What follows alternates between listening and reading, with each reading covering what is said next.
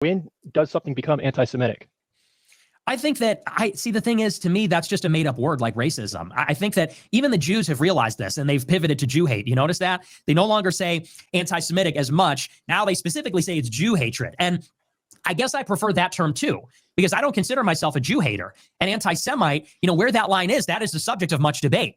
And there are laws being passed that say it's anti-Semitic to say that Jews are loyal to Israel. Well, they kind of are, and they say it's anti-Semitic to say that Jews killed Jesus. Well, they kind of did.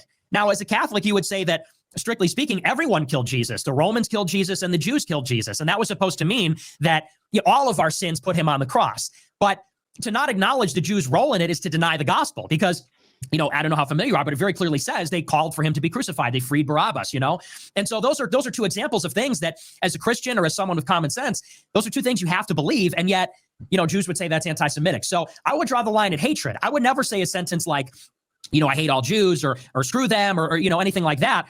But what I don't think is anti-Semitic is to say they have too much power.